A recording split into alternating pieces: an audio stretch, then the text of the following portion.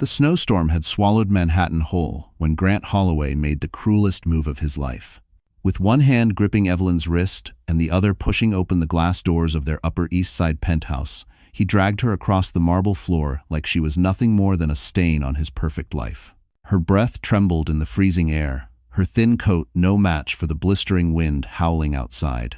"Get out," Grant hissed, his voice sharp and polished like the world he worshipped. "You're done here, Evelyn. Finished. You walk out with what you came with, nothing." She begged, not out of fear, but out of disbelief. Just hours earlier, she had made him dinner, set the table with candles like old times. But now, without warning, her life had collapsed under her feet. Grant shoved a torn paper bag into her hands. Inside was her cracked phone, 2 shirts, and her wedding ring, thrown in like trash. Behind him stood Sienna Brooks, the woman who replaced her, dressed in a white coat Evelyn had once dreamed of affording. "You were holding me back," Grant said. "I'm done pretending you belong in this world." The door slammed, and Evelyn Mercer stood alone on East 72nd Street, snow lashing her face, mascara running down her cheeks, heart breaking in real time. Taxis splashed icy water onto her legs as she stumbled toward the sidewalk, clutching the paper bag like a lifeline. Her phone buzzed once before dying an unread voicemail from the hospital she never got to hear. Her body shook harder, from shock more than cold. She didn't know where to go. She didn't even know if she could walk another step. But the city wasn't done with her. Headlights cut through the storm, slowing as they approached her. A black Mercedes S-Class rolled to a stop. The back window lowered, and a man's voice said her full name, quiet, certain, and impossibly familiar. "Evelyn Mercer. I've been looking for you. Evelyn Mercer, I've been looking for you." The warmth of the Mercedes lasted only a moment before Evelyn's mind drifted back to the cold street where her life had just shattered. Sitting stiffly in the back seat, she stared out at the blur of city lights, Manhattan glowing gold and unforgiving, while her thoughts spiraled through years of memories she had tried so hard to bury. Evelyn Mercer. Even hearing her own last name unsettled her. She had spent her entire adult life avoiding it, hiding it, running from everything it represented. To the world, Evelyn was a soft-spoken, polite, hard-working woman who blended into the background of New York like a faded street mural. At 29, she worked as an entry-level interior design assistant at a boutique studio in Midtown. She fetched samples, carried swatches, prepared coffee for demanding clients, and stayed late to take on extra tasks, not because she had to, but because she wanted to prove herself. What no one knew was that she had spent her childhood inside the towering walls of the Mercer estate, a home so large it had its own climate-controlled art wing. Her mother, a gentle woman with a quiet kind of brilliance, had walked away from the Mercer empire when Evelyn was 8. She had taken Evelyn to a small town in Vermont, determined to give her a life free of the cutthroat expectations of high society. Evelyn grew up making snowmen in the backyard, drinking hot cocoa from chipped mugs, helping her mom sew homemade curtains. They lived simply, happily, until cancer stole her mother when Evelyn was 19. That was when the Mercer world came knocking again. Lawyers, executors, advisors, people who referred to her as Miss Mercer with bowing heads and cold smiles. But Evelyn refused everything. She wanted to build her own life, shape her own future, carve out her own identity. Grant had been the first man she ever truly trusted, the man she believed loved her without knowing her background. She met him by accident at a small cafe in Tribeca. He was charming, attentive, ambitious, everything she thought she wanted. He admired her humble beginnings, called her refreshing, claimed she made him feel grounded. She believed him. For 5 years, she worked, saved, supported his dreams, gave up promotions to help him climb, cooked for him, stayed up with him during his late nights, held him together when his deals fell apart. She rearranged her world so he could chase the life he said they would share. Instead, he took everything she offered and decided it wasn't enough. Sitting in the Mercedes now, Evelyn felt the sting of humiliation burn through her. Her clothes still damp, her body trembling, she hugged herself in the oversized coat the driver had offered her. The man sitting across from her, lean, composed, dressed in a charcoal suit that looked impossibly expensive, continued to watch her with an unreadable expression.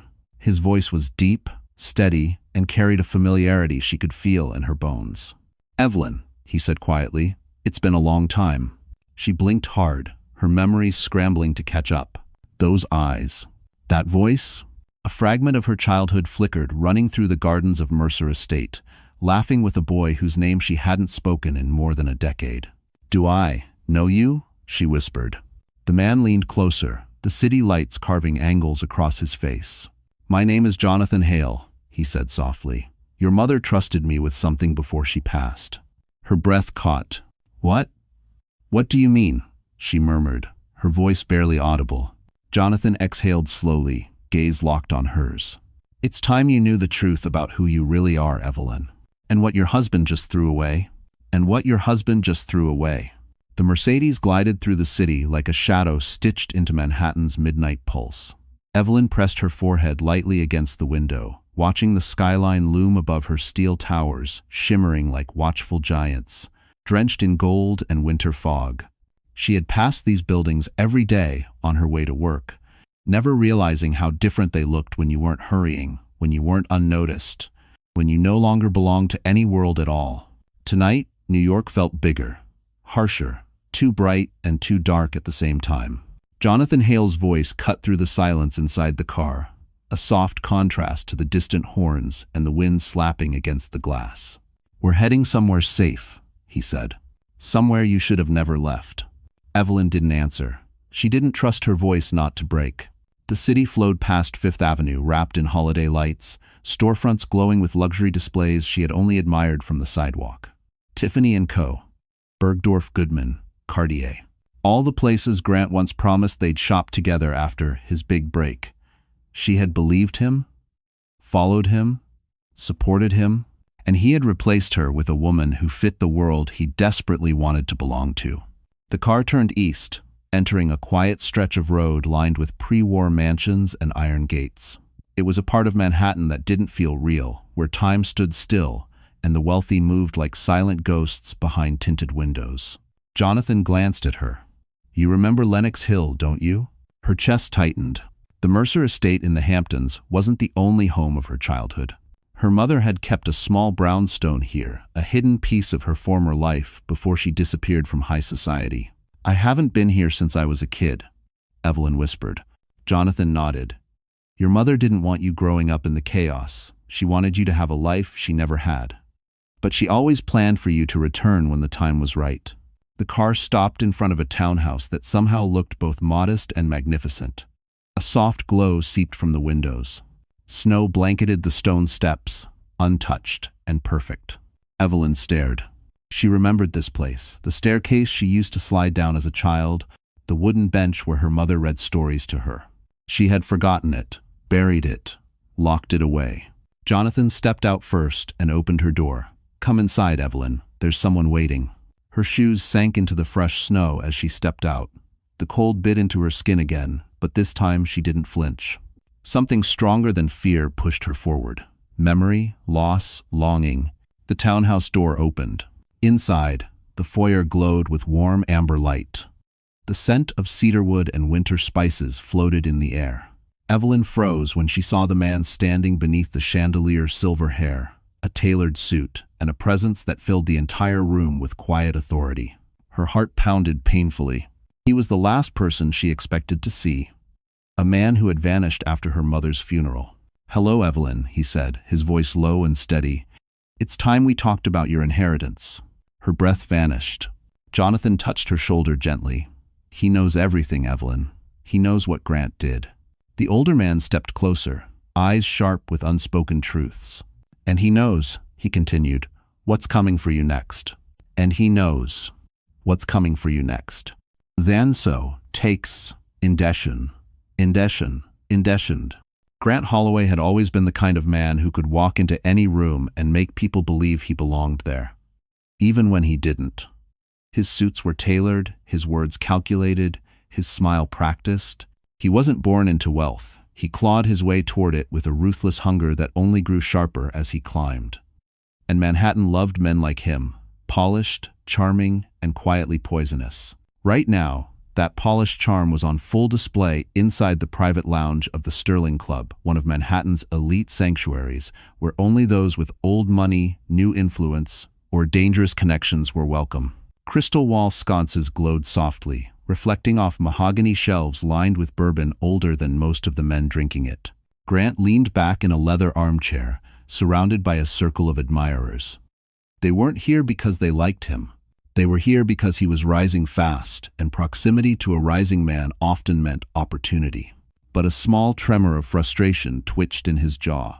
His phone had been buzzing nonstop since last night, blocked numbers, unknown callers, a message from a number he didn't recognize with only 6 words.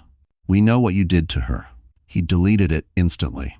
He hadn't expected Evelyn to make noise. She was quiet, obedient, grateful.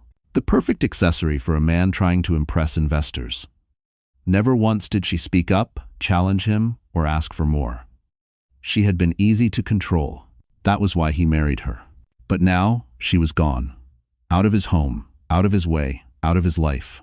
Or so he thought. Across from him, Sienna Brooks lounged on the leather sofa, legs crossed, a smug smile playing at her lips. She was everything Evelyn wasn't: loud, bold, neon bright, dripping ambition like perfume. And Grant liked being around someone who fed his ego, instead of reminding him of the parts of himself he hated. "You don't look relaxed, baby," Sienna purred, swirling her drink. "Still thinking about the little ghost you threw out last night?" "Ghost?" Grant scoffed. "She'll vanish. It's what she does best." But doubt flickered in his eyes. Something about that message, something about the silence afterward, something about the way Evelyn's face didn't crumble the way he expected. Sienna leaned closer. "Relax. She's nobody. No money, no family, no connections. She's a nobody in a city that eats nobodies alive." Grant took another sip of whiskey, letting the burn settle the unease in his stomach. He had run background checks on Evelyn years ago. Nothing alarming. No employment gaps, no credit cards tied to wealthy relatives, no hidden inheritances. If anything, she was too average. But now, something felt off. A man from across the room approached Roger Dane, a real estate investor whose handshake was as cold as his heart. He crouched slightly beside Grant's chair and whispered, "You should keep a close eye on the Holloway Mercer case." Grant froze mid-sip. "Mercer?" The name stabbed through him like ice. "What case?" Grant asked stiffly. Roger adjusted his cufflinks. "The one involving your wife, or should I say, ex-wife?" Grant's pulse hammered. "What are you talking about?" Roger's smile was slow and cruel. "I'd do my homework if I were you. The wrong last name can sink a man." Grant shot up from his seat, breath shallow. "Mercer," he repeated, almost choking. "That's impossible. Evelyn is—" Roger cut him off with a tap on the shoulder. "Not who you think she is." Sienna blinked, confused. "Grant, what's happening?" Grant's voice cracked on its way out. "I don't know." Roger leaned in one last time. "But you will. Very soon. Things are. But you will. Very soon." The morning of the hearing arrived with a sky the color of dirty silver, the kind of New York morning that seemed to predict disaster. Evelyn stood outside the New York County Supreme Court, clutching the collar of an oversized coat Jonathan had found for her. It smelled faintly of cedar and starch, far too clean for the chaos twisting inside her chest. Reporters swarmed the steps, their camera flashes slicing through the cold air. Evelyn kept her head down, but it didn't matter. Her name wasn't trending yet, but Grant's was. He had slipped enough money into the right pockets to make sure the story favored him. Self-made man, files for divorce from emotionally unstable wife. The headline made her stomach knot. Jonathan walked beside her, tall and steady, a silent fortress in a city full of knives. "Just breathe," he murmured. "Everything changes today. If you can have that motivation." Inside the courthouse, the air felt stale, buzzing with low murmurs. Grant was already seated at the petitioner's table, surrounded by 3 lawyers in charcoal suits. He wore confidence like a crown, tapping his Mont Blanc pen against the table as if counting the seconds until he could watch Evelyn crumble in public. Beside him, Sienna Brooks sat with her legs crossed, wearing a white wool coat and a smirk that could cut glass. She whispered into Grant's ear, then shot Evelyn a pitying glance. Evelyn swallowed back humiliation and forced herself to sit. The bailiff called the case. Judge Holmes entered, a woman in her late 50s with sharp eyes and the expression of someone who had seen every kind of lie that money could buy. She glanced at both parties before adjusting her glasses. "Proceed," she said. Grant's lead attorney rose smoothly. Your Honor, my client seeks a clean and immediate dissolution of marriage. Mrs. Holloway provided no financial contribution, displayed frequent emotional instability, and vacated the marital residence of her own will. That's not true, Evelyn whispered, voice cracking. Jonathan squeezed her hand, a subtle reminder to stay calm. The attorney continued as if she hadn't spoken. Furthermore, we request Mrs. Holloway receive no spousal support, as she has shown a pattern of. The courtroom doors flew open. Dozens of reporters poured in, followed by a new wave of camera flashes. Someone shouted, Mr. Holloway, is it true you were seen leaving the Sterling Club with Miss Brooks last night? Grant stiffened. No comment. The courtroom murmured. Sienna looked annoyed. This wasn't the kind of attention she wanted. Judge Holmes banged her gavel. This is a court of law, not a press conference. Remove anyone who can't remain silent. But the damage was done. Eyes were everywhere, on Grant, on Sienna, on Evelyn. Grant leaned forward, voice dripping venom. You see what you've done? This is why I need to be rid of you. Evelyn felt the words slice straight through her. Her throat tightened, but she refused to look away. Jonathan rose slowly. Your Honor, before this continues, we need to submit an important document now in our possession. The judge frowned. What kind of document? Jonathan nodded toward Evelyn, signaling her to reach into the worn leather portfolio he'd given her. Her fingers trembled as she pulled out the paper inside. A birth certificate.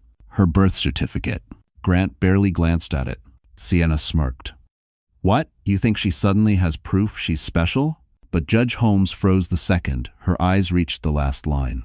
Her spine straightened. Her expression changed. The courtroom fell deathly silent. Mrs. Holloway, the judge said slowly, is your legal name Evelyn Mercer? Grant's face drained of color. Is your legal name Evelyn Mercer? The courtroom dissolved into a blur the moment Judge Holmes said the name Mercer. The walls seemed to close in around Evelyn, shrinking, twisting, pulsing with the weight of a past she had never wanted to carry. Grant's face had gone ghost white, but she couldn't focus on him, couldn't focus on Jonathan, couldn't focus on anyone.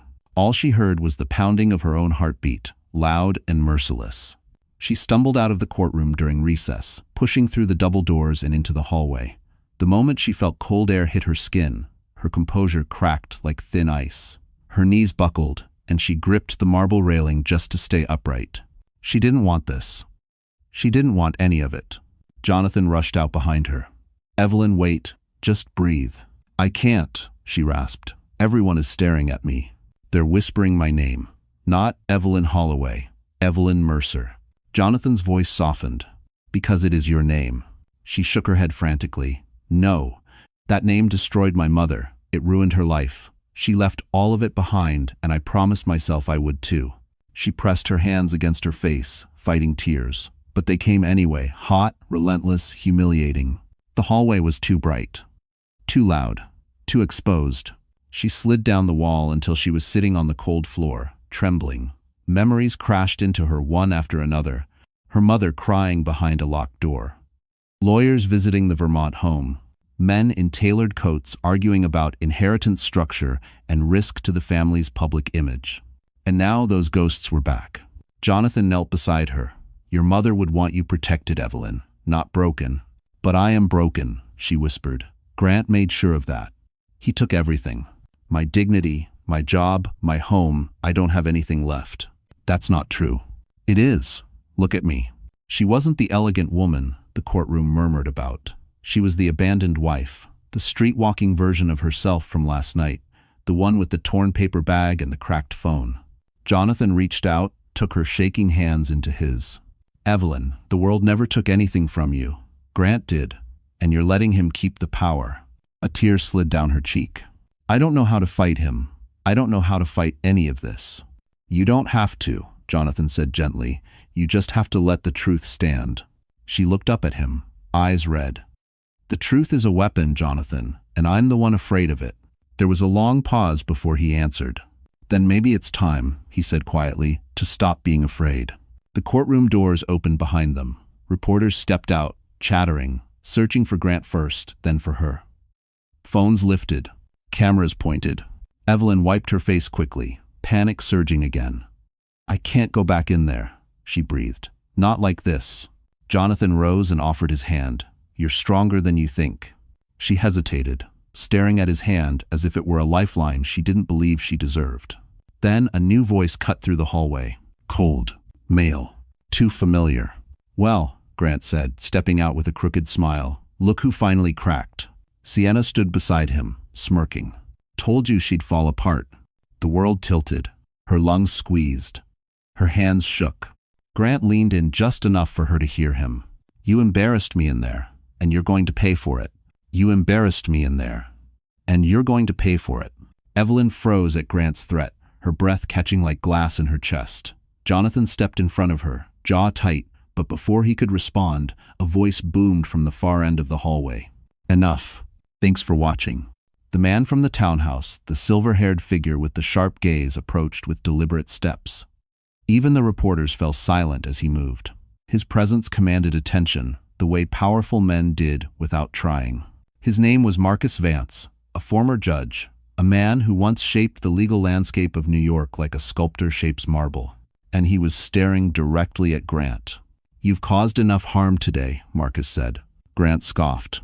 Who the hell are you? Her emotional support group? Marcus didn't flinch. I'm the executor of Evelyn Mercer's estate. Grant's smirk faltered. Estate? Marcus turned his attention to Evelyn.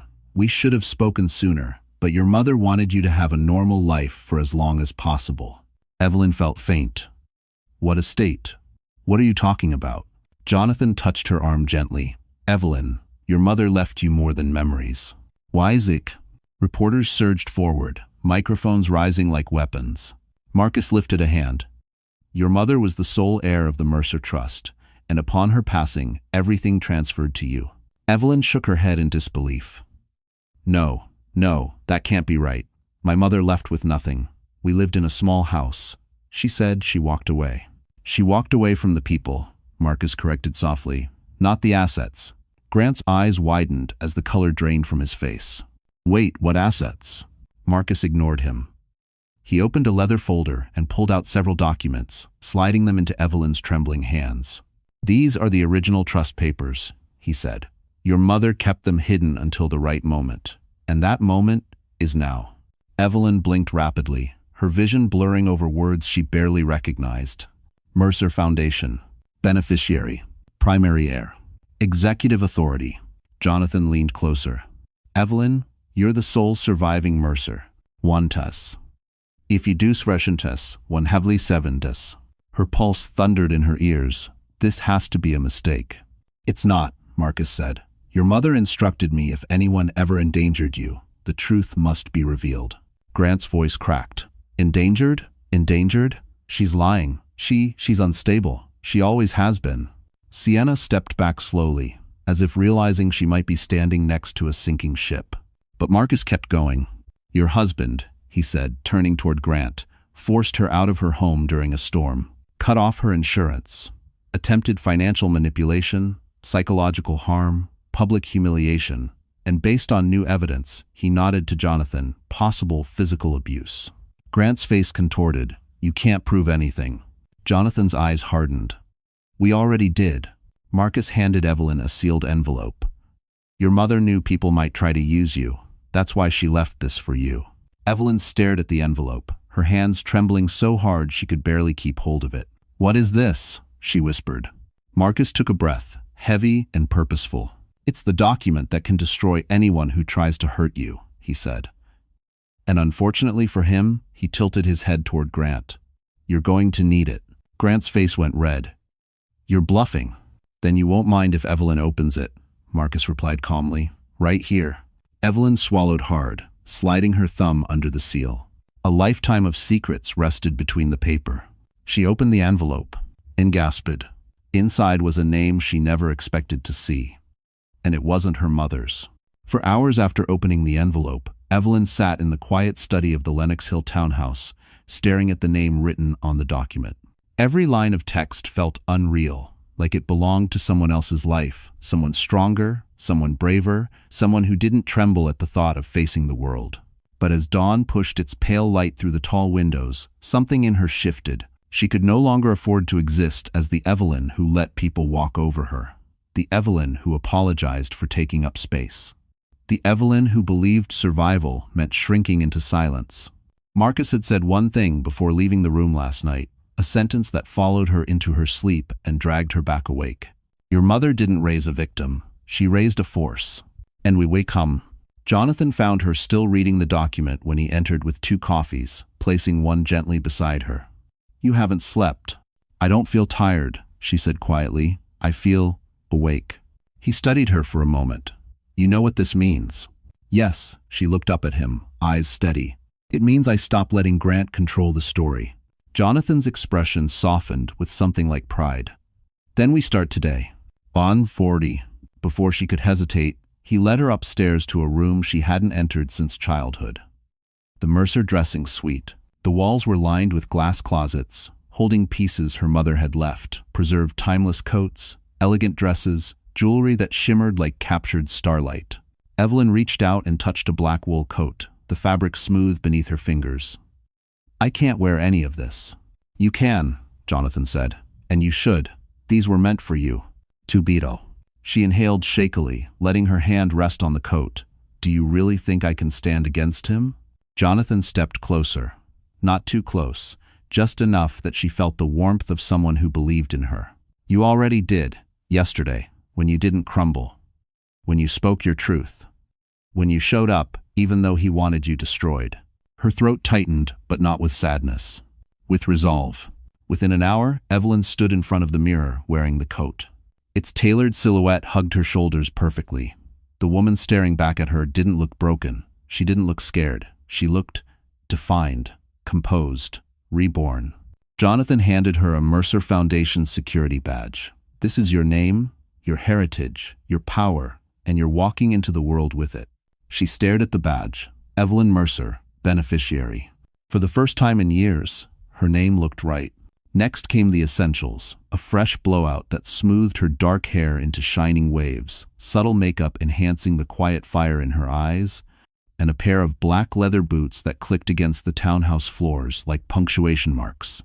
When she descended the staircase, Marcus was waiting. He turned, paused, and nodded once slow, approving. Now, he said, you look like your mother. A painful warmth spread through her chest. She'd probably laugh if she saw me like this. Thanks for watching. No, Marcus corrected. She'd say it's about time. Jonathan picked up her coat. We have somewhere to be. Where? She asked. He smiled faintly. You'll see. Minutes later, they stepped outside, and Evelyn froze. Parked at the curb was a sleek black Mercedes S-Class, not the one from last night. This one bore the Mercer crest on its plates. But what made her heart stop wasn't the car. It was the man leaning against the passenger door. Grant. His eyes locked on her new appearance, sharper, stronger, untouchable. His expression turned dark.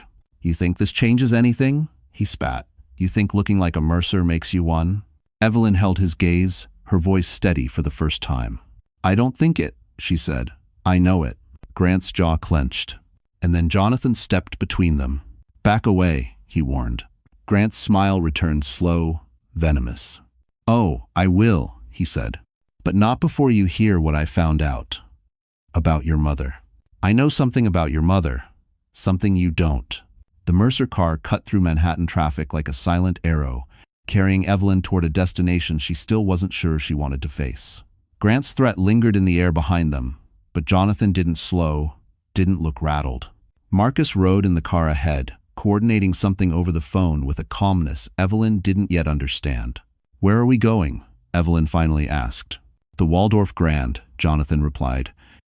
Grant is hosting a business luncheon there, and today you're going to walk in. Her stomach tightened. Why?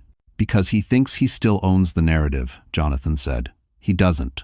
The car stopped at the entrance of the hotel. Paparazzi swarmed the steps, drawn by the promise of industry leaders, celebrities, and high-profile investors attending the luncheon. Evelyn swallowed hard as the doorman opened her door. She stepped out. Cameras flashed immediately. It wasn't for her. At least, not yet. But the moment she emerged from the Mercer car, whispers spread like wildfire. Is that? That looks like the woman from the hearing. Why is she with Mercer Security? Jonathan offered his arm. Ready? She wasn't. But she nodded. Inside the grand ballroom, hundreds of guests mingled under chandeliers dripping with crystal. Laughter floated like perfume. Deals were being made at every corner. And standing at the center, surrounded by investors, was Grant Holloway. He was mid-sentence when he noticed the shift in the room. Heads turned. A hush followed. And then he saw her. Evelyn. Not the shattered woman he threw into a snowstorm. Not the trembling wife he humiliated at court. This Evelyn stood tall, wearing her mother's tailored coat and a quiet fire in her eyes. Grant's expression flickered, shock, fear, anger, before he forced a smile. "Well, look who the ice storm dragged in," he muttered. Sienna drifted to his side, eyes narrowing. "What is she doing here?" Evelyn kept walking. She didn't raise her chin. She didn't fake a smile. She simply arrived, and that was enough to shift the entire energy of the room. Jonathan stopped beside her while Marcus approached the stage, placing a sealed folder on the podium as if preparing for an announcement. Grant stepped forward. "You're trespassing, Evelyn. This is a private event for business professionals." Jonathan let out a low laugh. "Then she belongs here more than you." Grant's eye twitched. "What's that supposed to mean?" Before Evelyn could speak, a voice from behind one of the tables answered for her. "It means she outranks you." The crowd parted as Roger Dane, the same investor who warned Grant at the Sterling Club, stood. He looked directly at Evelyn with a polite nod. "Miss Mercer," he said, loud enough for everyone to hear. "It's an honor." Conversation stopped. Cameras lifted. Everyone turned toward Evelyn now, not Grant. Grant's jaw dropped. "Ms. Mercer? No, she's lying." Roger raised an eyebrow. "The Mercer Trust is one of the largest silent investors on the East Coast. Only a fool would doubt the name." Grant's breathing quickened. "She's manipulating you. She's nobody." Marcus stepped forward, opening the sealed folder. "Shall we show them exactly what kind of nobody she is?" Grant lunged forward. "Don't you dare." He was too late. The screen behind the stage lit up as Marcus connected a drive. A video appeared, and the ballroom gasped. It was Grant, screaming at Evelyn, grabbing her arm, shoving her into a wall. The audio crystal clear. Every word, every threat visible to every investor, journalist, and ally in the room. Grant's career snapped in half in real time. Evelyn didn't say a word. She didn't need to. The room did it for her. And as security began to move toward Grant, he turned pale, eyes bulging in panic. "Evelyn, don't do this. You don't know what you're starting." Evelyn finally spoke, her voice steady. "I'm ending it." Grant's face twisted, and then he whispered something so dark, so dangerous, it cut through the ballroom like ice. "Your mother didn't die the way you think she did." The ballroom froze. Music faded. Silverware stilled. Investors who once praised Grant Holloway now stared at him with a mixture of disgust and fascination, as if witnessing the slow-motion collapse of a titan who had built his empire on borrowed charisma and hidden violence. But Evelyn barely registered the chaos around her. All she heard were Grant's words. "Your mother didn't die the way you think she did." The sentence echoed in her skull, slicing through her like ice.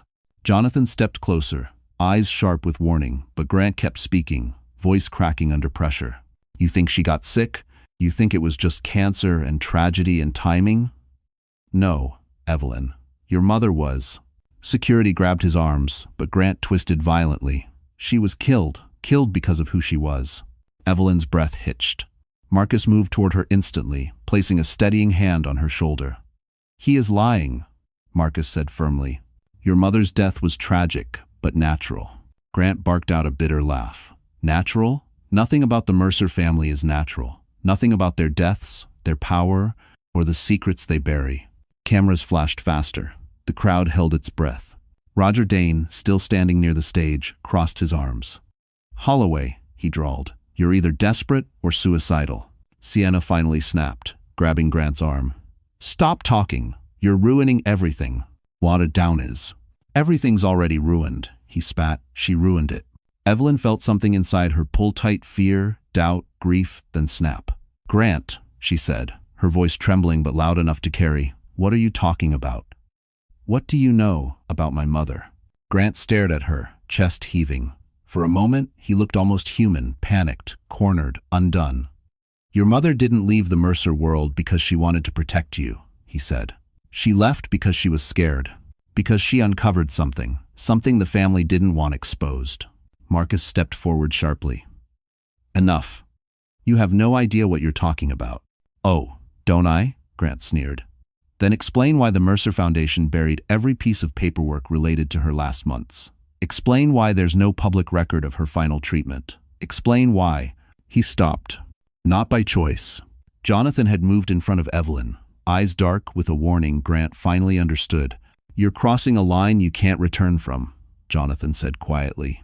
Grant swallowed, realizing too late that Jonathan wasn't the soft-spoken childhood friend he remembered.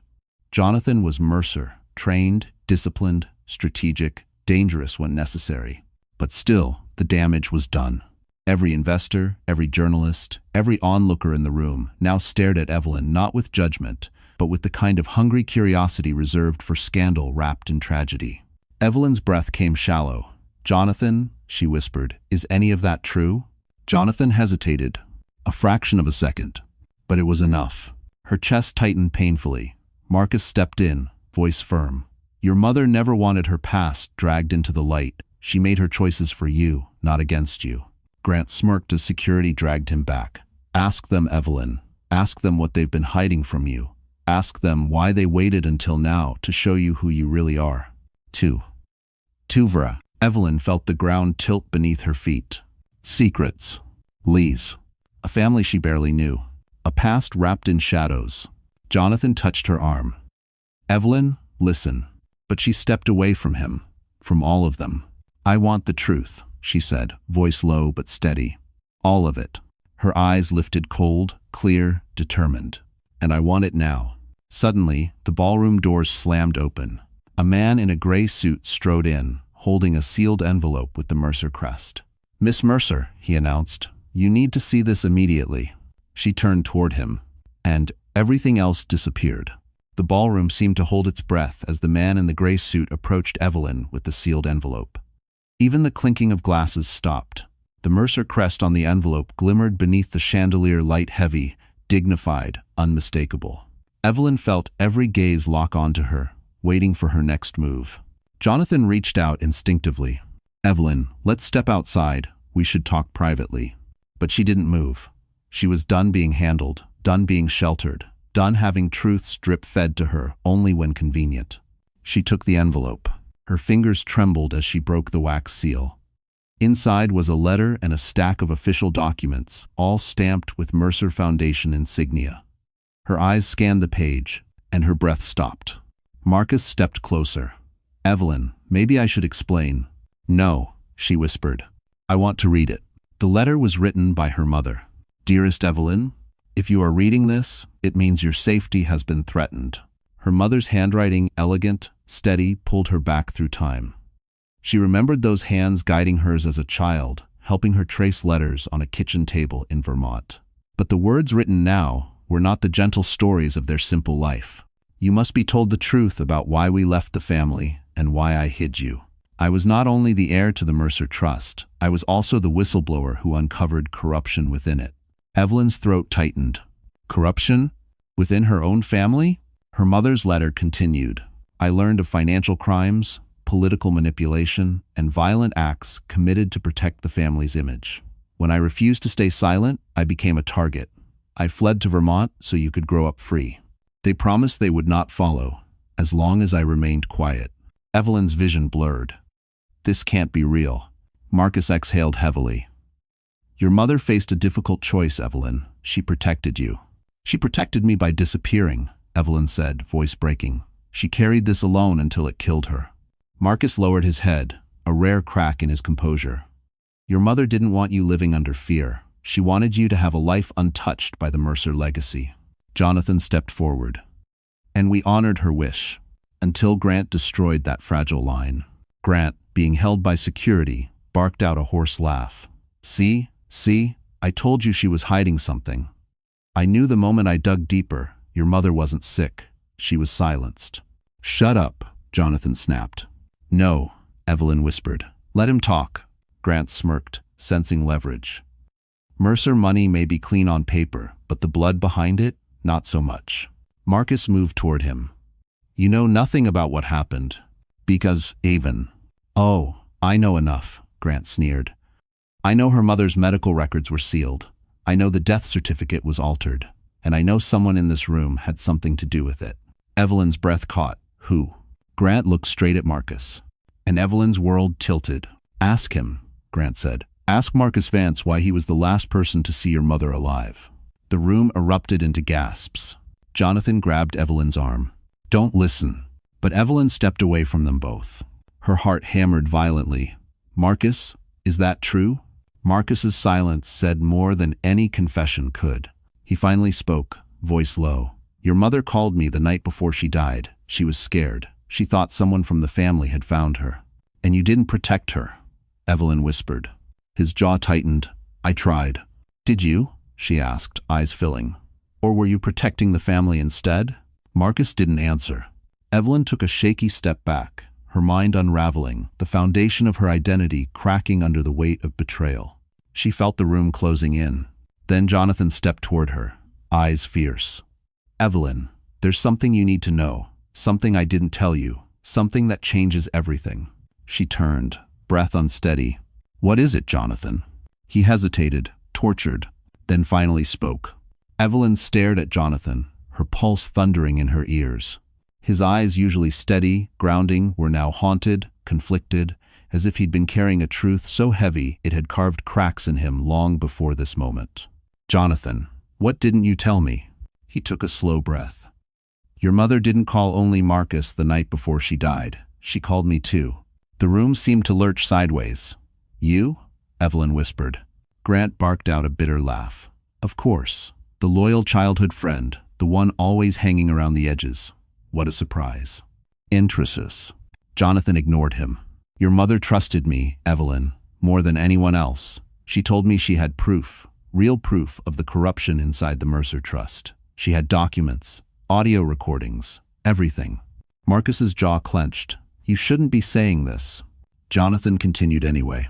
She told me she finally had enough evidence to expose everything. She said it was time to bring the truth to light. But she didn't want to involve you yet. She wanted you safe, far from all of it. It's credible. Evelyn's stomach twisted. And then she died. Jonathan nodded slowly. The next day, the room was silent, except for the distant hum of the hotel's ventilation system, as cold and sterile as the secret suffocating everyone in it. Evelyn's voice cracked. So you think someone killed her? Jonathan hesitated a fraction too long. That's what she feared. Evelyn felt her knees weaken. Her mother, her gentle, strong, loving mother, had lived her last weeks in terror. Alone. Hunted.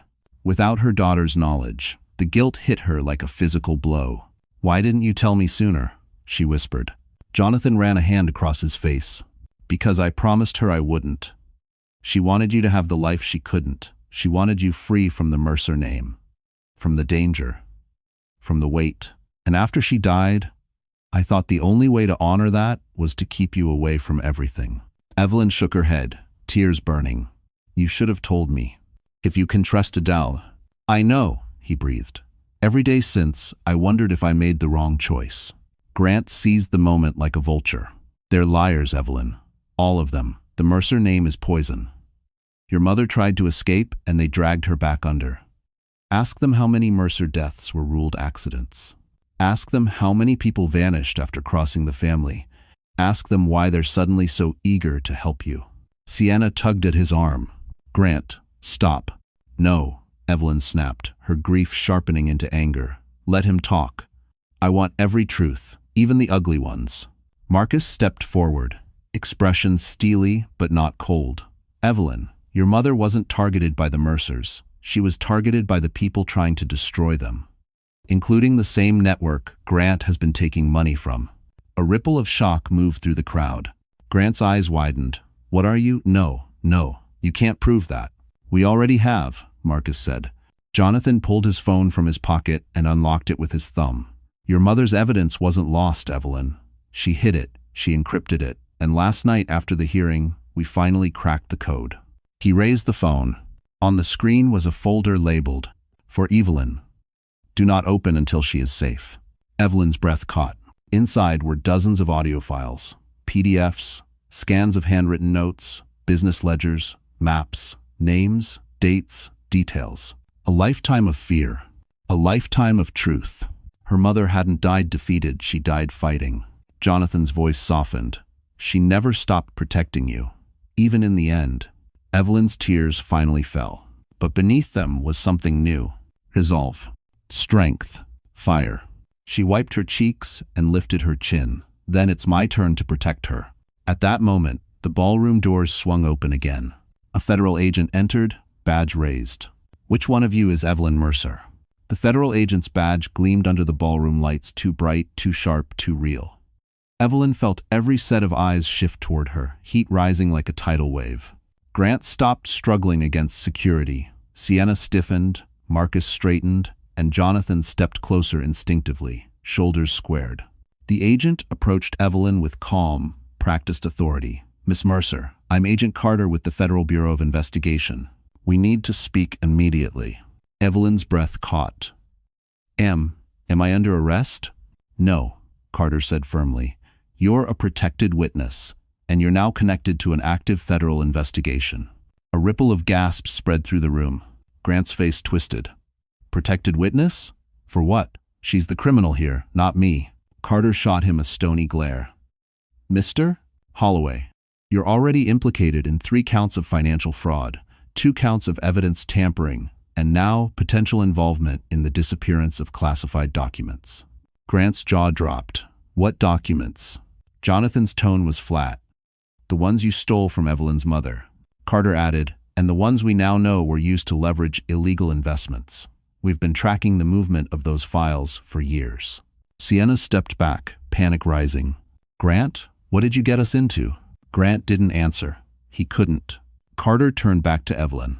Miss Mercer, your mother's evidence involves high-level players, political, financial, and criminal. You are now the primary heir to her information. That makes you both an asset and a target. Evelyn's pulse quickened. What kind of target? Carter hesitated. The kind enemies don't let walk away. Jonathan moved in front of her, protective instinct taking over. She's not leaving alone. That's a Vicshard. It's Oluzo. It's spearing Tufas. Carter nodded. Good. We'll need you both, but we need to move. Now. Marcus cut in, voice low. Agent Carter, with respect, she shouldn't go anywhere without Mercer's security. Carter didn't budge. Federal protection supersedes family security. Jonathan and Marcus exchanged a long, tense look, one Evelyn didn't understand, one layered with history and unspoken alliances. What aren't you telling me? She asked, voice taut. Marcus exhaled slowly. Your mother wasn't the only one who feared for her life. The Mercer Trust has enemies far more dangerous than Grant. Grant scoffed loudly. Stop pretending you're some noble dynasty. The Mercers built their empire by crushing anyone who stood in their way. Marcus glared at him. And you, Mr. Holloway, benefited from that empire more than you realize. Grant lunged forward, but security tightened their grip. Jonathan placed a hand on Evelyn's shoulder. You're not safe here. The longer we stay, the more risk we take. Carter motioned to the exit. Miss Mercer, please. The room began buzzing again, investors whispering, journalists typing furiously, cameras flashing nonstop. Evelyn felt dizzy, overwhelmed by the glaring spotlight of a world she never chose. Her voice trembled. What happens if I walk out that door? Carter answered plainly.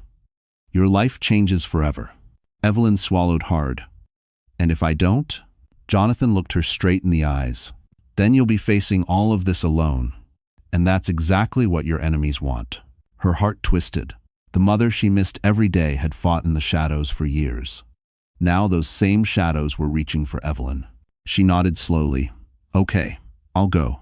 Carter gestured for them to follow him out of the ballroom.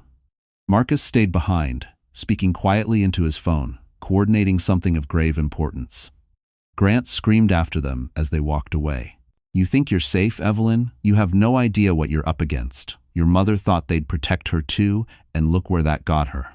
Jonathan stiffened, but didn't turn back. He simply led Evelyn forward, step by step, toward the hallway. But before they reached the doors, another agent rushed in, face pale. Carter, stop. There's been a breach. Carter froze. What kind of breach? The agent's voice shook. Your witness has already been compromised, and we have datas about Evelyn's blood turned to ice as Carter reached for his gun. Panic rippled through the hallway the moment the second agent shouted. Evelyn felt Jonathan pull her behind him as Agent Carter barked orders, his hand already gripping the holstered gun at his hip. "Everyone get back. Secure the exits," Carter yelled. The ballroom doors slammed shut as hotel security rushed in. Guests screamed, paparazzi scattered. The sound of shuffling feet and panicked voices filled every corner of the grand corridor. Evelyn's pulse hammered so loudly she could barely hear anything else. Compromised? How? "We just left the room." The second agent, breathless, replied. "Someone accessed the federal files on her mother. Someone inside the system. They knew she'd be here today." Jonathan's jaw clenched. "So this wasn't random. Someone is hunting her." Carter nodded grimly. "And they're close." "And to stat." Evelyn pressed a hand to her chest, trying to steady her breathing. The walls felt too tight, too loud, too alive with danger. I thought federal protection would make me safe." Carter shook his head. "Not when your enemies appear to have federal clearance of their own." That sentence dropped like a stone. Jonathan looked straight at Carter. "We need to move her.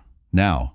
Thanks for watching." But before they could take a single step, the lights in the hallway flickered once, twice, then plunged half the corridor into shadow. Sienna screamed somewhere behind them. Marcus, who had just caught up, froze. "That's a signal." Jonathan narrowed his eyes. "A signal for what?" Marcus stared down the darkened hallway. "For someone to make their move." Carter motioned them backward. "Stay behind me. We're getting you to the service elevators." Weiss, end quote. They started toward the corner where the staff access hallway began, but the moment Carter pushed the door open, he stopped dead. Inside the hallway, a lone figure stood waiting. A man in a gray coat. Hands folded, face obscured by shadows. Evelyn felt her throat tighten. "Who is that?" Carter didn't answer. He pulled out his gun fully this time, voice low and commanding. "FBI, drop your hands and step forward." But the man didn't move. He simply tilted his head. Jonathan's grip tightened on Evelyn's arm. "This is wrong. We need to go the other way." But the other way was blocked. Two security guards were rushing guests away, sealing off hallways. The man in the gray coat slowly reached into his pocket. Carter tensed. "Don't do it, don't you do it." But instead of a weapon, the man pulled out a small, sleek phone and held it up. On the screen was a single image. Evelyn's mother, alive, terrified. "Running?" Evelyn gasped. "That's impossible." "Mine stowed." The man finally spoke, voice cold and untraceable. "Your mother told us you'd come looking someday." Jonathan stepped forward, fury exploding across his face. "Who are you?" But the man ignored him. "Evelyn Mercer," he said calmly. "Your mother didn't hide to escape the Mercers. She hid to escape us." Carter shouted again. "Step forward or get on the ground." The man lowered the phone and smiled. A slow, chilling smile. Then he dropped something small and metallic to the floor. It rolled. Stopped. A beeping sound clicked to life. Jonathan lunged. "Get down!" The corridor erupted. But instead of an explosion, the device burst into thick black smoke, swallowing the hallway in seconds. Screams echoed. Carter grabbed Evelyn's wrist, dragging her down the adjacent stairwell as chaos detonated behind them. Marcus shouted orders through the darkness. Jonathan covered Evelyn with his body as alarms blared overhead. Through the smoke, Evelyn heard the man's voice one last time, calm, certain, echoing like a warning carved in ice. "You're next, Evelyn. Your mother was only the beginning." The stairwell shook as the smoke from the device above drifted downward, thick and suffocating. Evelyn coughed, clutching Jonathan's arm as Agent Carter urged them faster. Each step felt like it could collapse, each echo of footsteps behind them a threat they couldn't see. "Keep moving," Carter shouted. "We need to get to the basement exit before the smoke reaches this level." Evelyn's legs trembled, the adrenaline thinning into fear. Who was that man? How did he know my mother? Jonathan pulled her close as they ran. "We'll figure it out later. Right now, we survive." Behind them, Marcus pushed through the stairwell door, coughing hard. "They're sealing off the upper floors. We don't have much time." Carter glanced upward, jaw clenched. He wasn't alone. Someone else triggered the fire alarms. They want the building evacuated. Evelyn nearly stumbled. "Why? To get to me?" Carter didn't answer. He didn't have to. They reached the next landing, but Evelyn froze when she heard faint footsteps somewhere below. Steady, controlled. Getting closer. Jonathan stiffened. Someone's coming. Carter drew his gun. Stay behind me, Marcus whispered. It's too coordinated. They had eyes on us before we even left the ballroom. If that Roz and Devase. Evelyn swallowed the rising panic. So, they're hunting us. A chilling silence answered her. The footsteps below stopped. A voice echoed up the stairwell, distorted but unmistakably calm. Come down slowly, Evelyn. You'll want to hear what we know about your mother. Her heart plummeted. Not again. Not another threat. Not another person claiming to hold answers. She shook her head violently. No, no more lies, no more half-truths. I'm done being manipulated. If you at it, Jonathan stepped in front of her, protective fire in his eyes. You're not touching her. The voice chuckled. You're outnumbered, Mr. Hale. Jonathan didn't flinch. Try me. Carter pulled Evelyn closer. New plan. We're going up. Marcus blinked. Up? That's where the smoke is. Better smoke than an ambush, Carter replied. They turned and climbed, 2 steps at a time. Evelyn gasped for air as the smoke thickened, but she kept going, refusing to slow down, refusing to collapse again. Not after everything she'd learned. When they reached the 3rd-floor landing, Carter kicked open a maintenance door and rushed them in. Inside was a narrow hallway filled with industrial pipes, buzzing electrical panels, and flickering fluorescent lights. This leads to the rooftop access, Carter said. Mercer Security is sending a helicopter. Evelyn blinked. A helicopter? Why? Marcus forced the door shut behind them. Because whoever is after you isn't giving up, and we need air extraction before they corner us. They started down the corridor, but halfway through, the lights above them flickered again. Jonathan stopped abruptly. Wait, he whispered. Do you hear that? Evelyn listened. A low hum, mechanical, growing louder. Then suddenly, a loud metallic clang reverberated through the hallway. Carter whipped around. They're cutting the door. Evelyn's breath caught. We're trapped. Marcus pointed ahead. The service ladder there.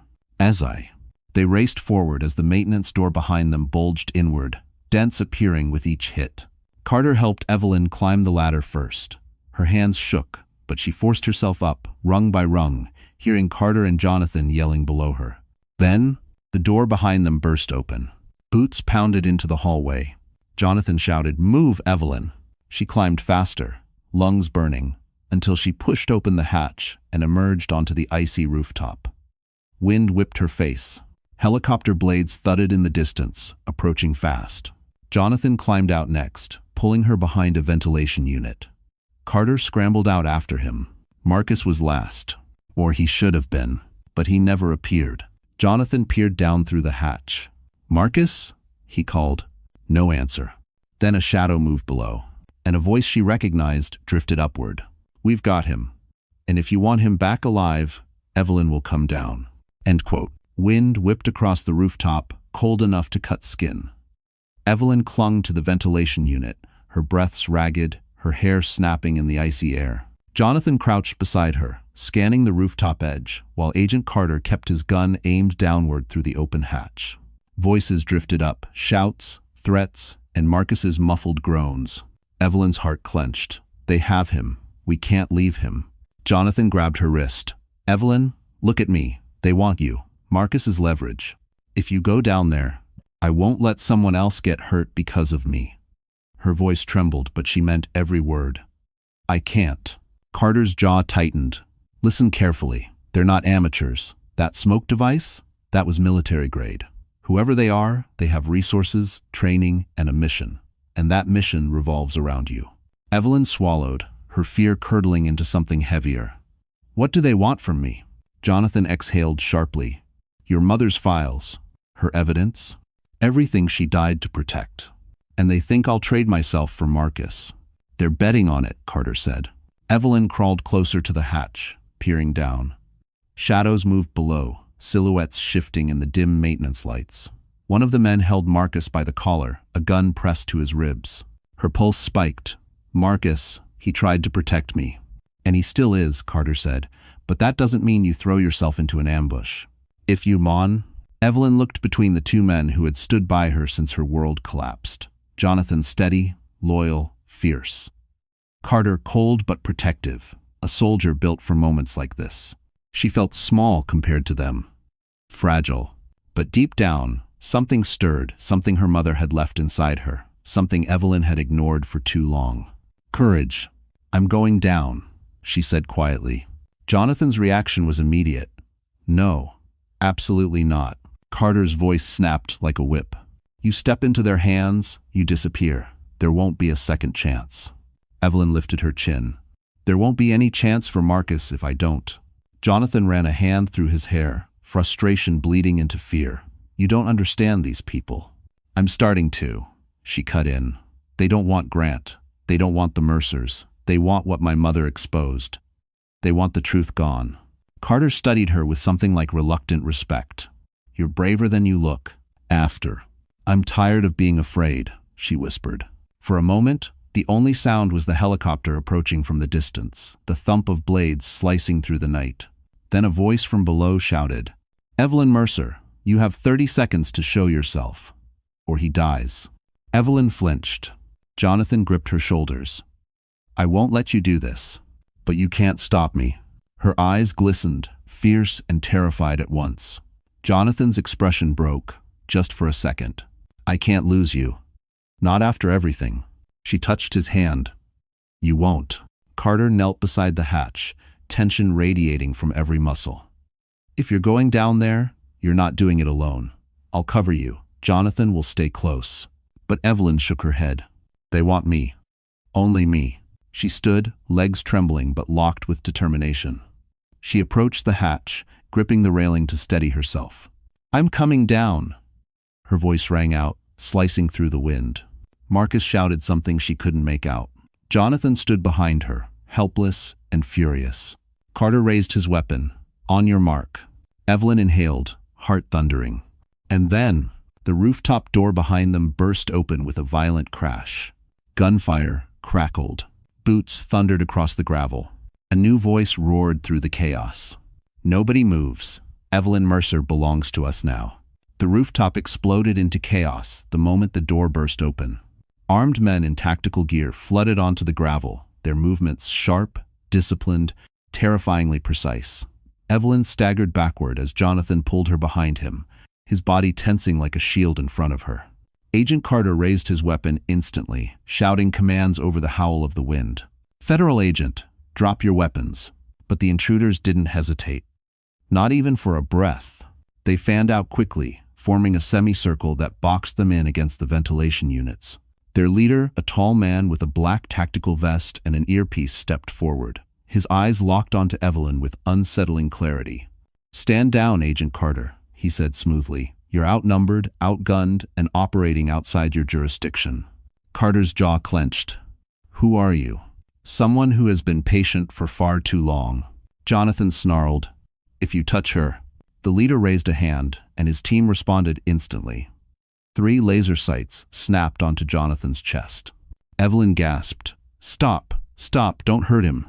The leader smiled faintly, not at her, but at her reaction. You care for him. Good. That gives us leverage. Carter stepped forward. You won't be taking her, not on my watch. But the leader only tilted his head. Your watch? You think this is about you? This woman is in possession of extremely classified intelligence tied to national and international operations. She belongs with us, not the FBI. Jonathan spat. She doesn't belong to anyone. It's a gover. The leader ignored him. Bring her. 2 men advanced, grabbing Evelyn by the arms before Jonathan could stop them. She struggled, panicked, kicking against their tactical boots. Let her go, Jonathan shouted, lunging forward. The leader moved faster. He struck Jonathan across the face with the butt of his rifle, dropping him to the gravel. Jonathan, Evelyn cried. Jonathan groaned, blood streaking his cheek. Carter fired a warning shot into the air. Enough. End quote. The leader didn't even blink. Agent Carter, your weapon is useless here. In one fluid motion, one of the intruders swept Carter's legs out from under him, knocking him to the ground. Another kicked his gun across the rooftop. Carter clutched his ribs, gasping as he slid across the gravel. Evelyn screamed, struggling harder. You don't have to do this. Tell me what you want. The leader leaned in close, his breath cold against her ear. We want the files your mother died protecting, and we want the truth she tried to bury. Evelyn froze. I don't have them. Yes, you do. And your little friend Jonathan cracked the encryption. Her stomach dropped. They knew. Jonathan struggled to his knees. You're not taking her. Over my dead. A rifle butt slammed into his side. He collapsed again.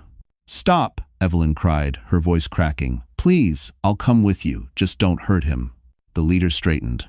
Good. Cooperation will keep your friends alive. 8. They pulled her toward the rooftop edge, where a military-grade helicopter was descending, its blades slicing through the night.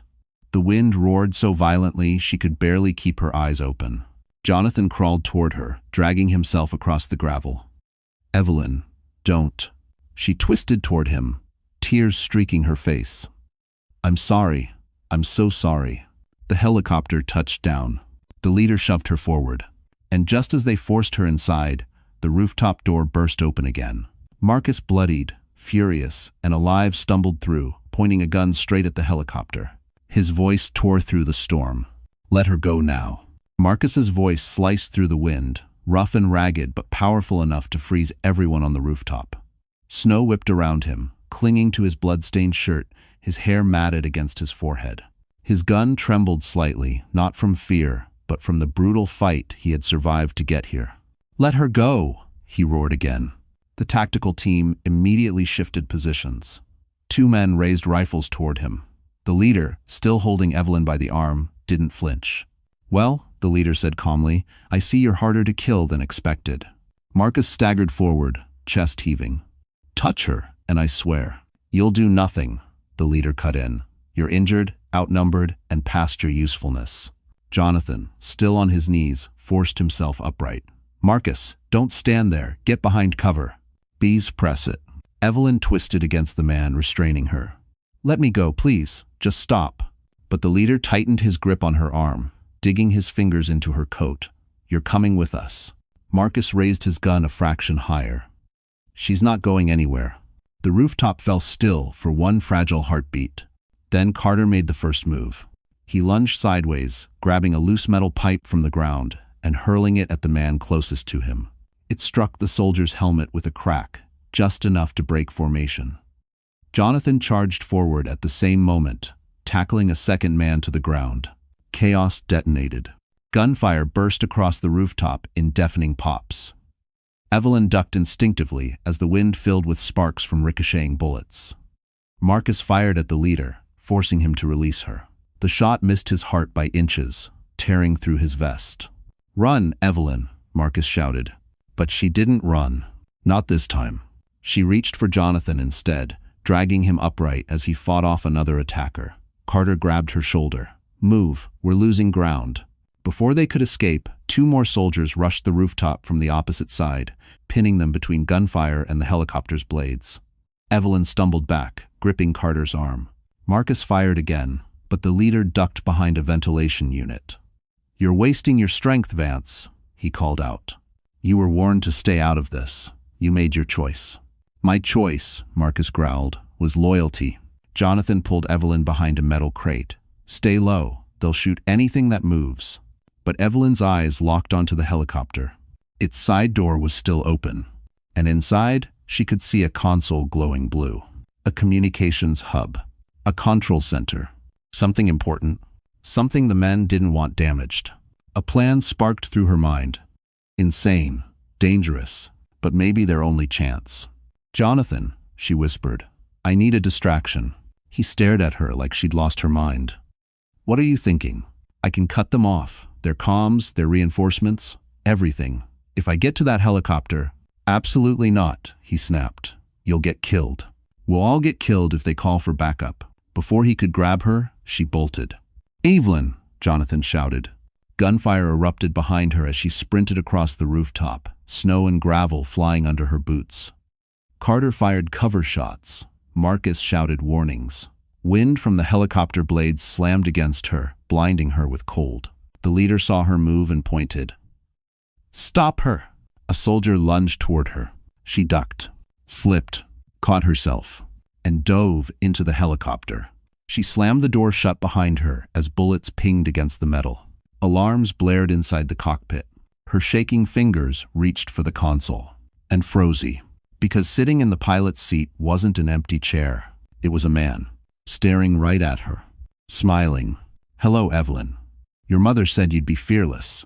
Inside the helicopter, Evelyn froze. The man in the pilot's seat watched her with unsettling calm, as if he'd been expecting her reaction down to the breath. He was older than the others, with silver streaks cutting through his dark hair, a scar down his jaw, and eyes that held something she couldn't name: knowledge, power, and something colder than both. "Who are you?" Evelyn whispered.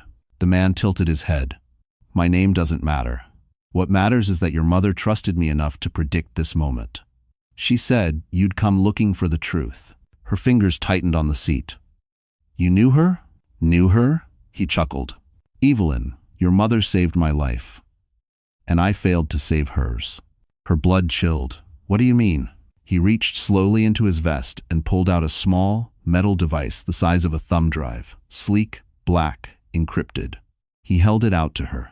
"This," he said, "is the missing piece of your mother's files. Without it, everything she uncovered remains incomplete." Evelyn stared, heart pounding. "Why give it to me?" "Because the people out there," he gestured toward the rooftop, where gunfire still echoed, "want to destroy the truth. And your mother wanted you to finish what she started." Evelyn swallowed hard. "So you're on my side?" His expression darkened. "At this moment, yes. But if you fail, no one will be able to help you." Before she could respond, bullets slammed into the helicopter's exterior. The cockpit shook violently. Jonathan's voice screamed from outside. "Evelyn, get out of there." The pilot's eyes flicked toward the rooftop. "He cares for you." "Good. You'll need people who do." He suddenly grabbed the helicopter controls. "Hold tight." "What are you doing?" Evelyn shouted. "Buying you time." The rotors roared. The helicopter lifted 2 feet off the rooftop, just enough to throw the tactical formation into chaos. On the ground, Carter tackled one of the soldiers. Jonathan sprinted toward the chopper, dodging fire. Marcus, barely standing, fired at the men trying to reposition. The pilot yelled, "Evelyn, get to the left door. Jump, when I say." She shook her head violently. "I'm not leaving without—" "Now," he shouted. He tilted the helicopter sharply, throwing her toward the opposite door. Evelyn gripped the handle, nearly losing her balance. Wind slammed into her as she leaned out, staring at Jonathan. "Jump!" he yelled. Her heart hurled itself forward. She leapt. Jonathan caught her, stumbling back with the force, pulling her into his arms as the helicopter rose higher. Evelyn looked up desperately. "Come with us," she screamed to the pilot, but the man only gave a small, tragic smile. "Tell her I kept my promise," he said softly. Then, a sniper's shot cracked through the air. The helicopter spiraled. Evelyn screamed as the chopper spun wildly, engine coughing, smoke exploding from its side. It dipped, wavered, struggled, then slammed into the far end of the rooftop with a violent crash. Flames erupted instantly, lighting the night sky. "No!" Evelyn tried to run toward the fire, but Jonathan held her back as debris rained down. Carter rushed to shield them. The tactical leader shouted over the chaos, "Secure the package. Don't let her get away." Evelyn clutched the metal device the pilot gave her, tears streaming down her face. "He died because of me." Jonathan gripped her shoulders. "No, he died for the truth." The rooftop filled with smoke again, and the tactical leader stepped through it, gun raised at Evelyn's chest. "This ends now, Evelyn Mercer." The rooftop glowed red with fire, smoke twisting upward like dark ribbons against the night sky. Evelyn stood trembling, but no longer from fear. The tactical leader stepped forward, gun raised steadily at her chest, his expression carved from cold authority. "Hand over the drive, Miss Mercer," he commanded. "This is bigger than you." Jonathan moved in front of her instantly, arms spread. "You'll have to shoot through me." The leader didn't blink. "That's the plan." Evelyn's pulse quickened, but something inside her had changed. She wasn't the terrified woman crying on the street anymore. She wasn't the shattered wife Grant threw away like trash. She was her mother's daughter. And she wasn't going to die running. With a steady breath, she stepped out from behind Jonathan. "You want the truth buried. My mother died protecting it. The man in that helicopter died protecting it. I won't." The leader sneered. "You don't understand the game you've walked into." "No," Evelyn said quietly. "You don't understand the opponent you've cornered." He tilted his head. "And who's that supposed to be?" Evelyn lifted the metal drive and snapped it in half with a sudden, forceful twist. The leader's eyes widened. "No." But before he could react, Carter lunged, tackling him to the ground. The gun skidded across the gravel. Jonathan kicked it away. Marcus, having survived the earlier assault, stumbled forward and helped Carter subdue the remaining soldiers. Shouts filled the rooftop as reinforcements from Mercer Security swarmed in, emerging from the adjacent tower rooftop via zipline. Clean, tactical, precise, the intruders realized too late they were outnumbered. Within seconds, the rooftop was reclaimed. Evelyn stood frozen, staring at the broken pieces of the device in her hand. "I'm sorry," she whispered to no one and everyone. "I couldn't let them take it." Marcus approached slowly, resting a hand on her shoulder. "You didn't destroy the truth," he said gently. "Your mother gave us duplicates. The real files are already in federal hands." Evelyn exhaled, relief crashing over her like a wave. Jonathan turned her toward him, brushing a tear from her cheek. "You did the impossible. You saved yourself. You saved all of us." She leaned into him for a moment, exhaustion melting into the warmth of someone who had stood by her through every storm. Carter approached next, nodding respectfully. "Miss Mercer, the charges against Grant Holloway have escalated. He will be indicted under multiple counts, including conspiracy, fraud, coercion, and obstruction of justice." Evelyn swallowed. "And the others? The ones who hunted my mother?" Marcus's eyes hardened. "They'll be dismantled, piece by piece. Your mother's legacy won't die in the shadows." The fire on the far end of the rooftop began to die down. Emergency teams rushed past, securing the remains of the helicopter. Evelyn turned away, tears glistening, but Jonathan gently lifted her chin. "He died to protect you. That means he believed in who you could become." "And who is that?" she whispered. "A woman who survived hell and still stood taller than anyone expected." For the first time in days, Evelyn let herself breathe deeply. A sunrise began to bleed over the Manhattan skyline, soft, gold, gentle, steady, a new beginning. Jonathan reached for her hand, fingers brushing hers with a quiet tenderness. "Evelyn, whatever comes after this, you won't face it alone. Not unless you choose to." She looked up at him, eyes warm with something she hadn't felt since her mother died. "Hope." She squeezed his hand back, a silent answer, but a certain one. Together, they walked toward the stairwell, where a new future waited, hers to claim, hers to build, hers to live. Behind them, the last embers of the rooftop fire faded into dawn, closing the door on a story of betrayal, danger, and secrets. And opening the door to a life Evelyn Mercer finally belonged to. A life she chose.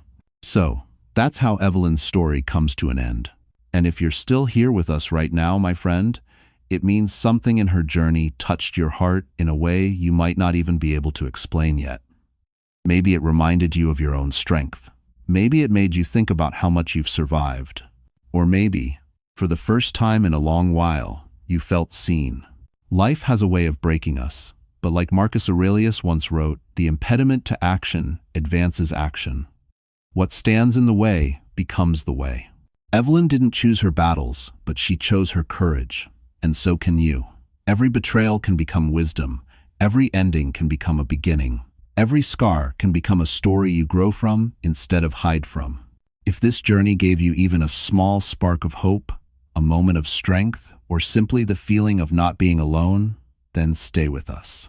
Like the Stoics taught, you have power over your mind, not outside events. And together, we can build a place where stories remind us of exactly that. If this story moved you, please like, share, and subscribe. Your support keeps these stories alive and keeps our little community growing.